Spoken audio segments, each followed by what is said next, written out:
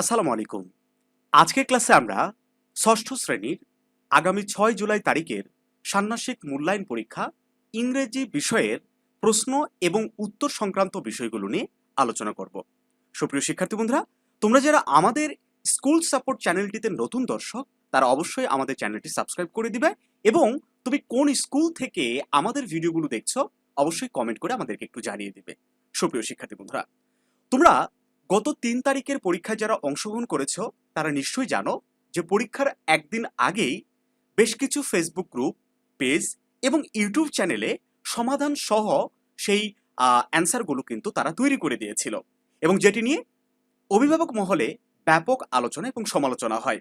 তারই প্রেক্ষিতে শিক্ষা মন্ত্রণালয় থেকে একদম একটা নোটিশ জারি করা হয়, যেখানে স্পষ্ট করে দেওয়া হয় যে কোনো স্কুল কর্তৃপক্ষ যদি এই প্রশ্নপত্র ফাঁসের সাথে জড়িত থাকে এবং তারা যদি এটা ধরতে পারে তাহলে তার বিরুদ্ধে আইনানুগ ব্যবস্থা নিতে পারবে এবং এই অ্যান্সার সরবরাহ যারা করছে, যেসব ইউটিউব চ্যানেল বা ফেসবুক পেজ, তাদের বিরুদ্ধেও কিন্তু শিক্ষা মন্ত্রণালয় ব্যবস্থা নিতে পারে।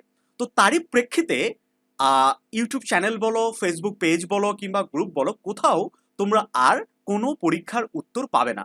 সুপ্রিয় শিক্ষার্থী বন্ধুরা, একদমই স্পষ্ট করে আমি বলে দিলাম যে পরীক্ষা শুরু না হওয়া পর্যন্ত আর তোমরা কোনো ইউটিউব চ্যানেলে বা ফেসবুক পেজে তোমাদের পরীক্ষার প্রশ্নের উত্তরগুলো পাবে না।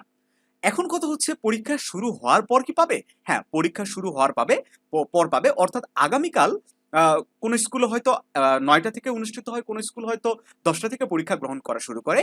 অর্থাৎ ৯টা অথবা ১০টার পরে দেখা যাবে যে আমরাই আমাদের চ্যানেলে সবগুলো সাবজেক্টের, মানে প্রত্যেকটা শ্রেণীর, তোমাদের এই ষষ্ঠ শ্রেণীর ইংরেজি সহ সকল শ্রেণীর প্রশ্নের উত্তর তোমাদেরকে আমরা দিয়ে দিব।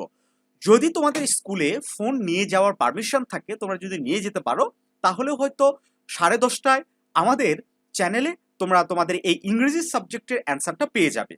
এখন আসি যে আগামীকালের পরীক্ষাটা কি খুব কঠিন হবে কিংবা বই কি নিয়ে যাওয়া মানে যেতে দিবে না?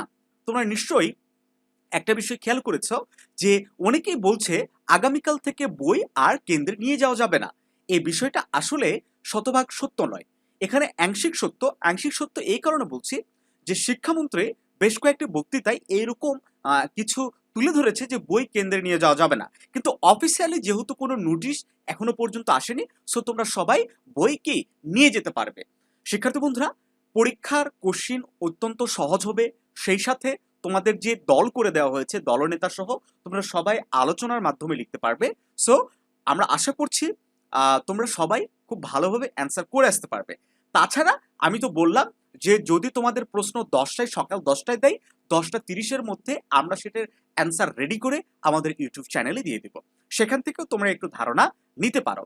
তবে ওভারঅল বলবো, এইসব ইউটিউব চ্যানেল কিংবা ফেসবুক পেজের উপর ডিপেন্ডেবল না হয়ে নিজের মেধাটাকে কাজে লাগিয়ে তোমরা দলগতভাবে টিচারের ইনস্ট্রাকশন মেনে পরীক্ষা দিবে, সেটাই বরঞ্চ তোমার মেধা বিকাশে অনেক বেশি সহযোগী হবে এবং তোমার যে এই যে মূল্যায়ন কার্যক্রমের যথার্থতা, সেটা আসলে যথার্থ হবে। তো ভালো থাকো সবাই। এই সংক্রান্ত যে কোনো প্রশ্ন তোমরা কমেন্ট করে আমাকে করতে পারো। আমরা সবসময় সচেষ্ট আছি তোমাদেরকে এই মূল্যায়ন সংক্রান্ত যে কোনো বিষয়ে সহযোগিতা করার জন্য। আবারও বলছি, চ্যানেলটি সাবস্ক্রাইব করে আমাদের সাথেই থাকবে।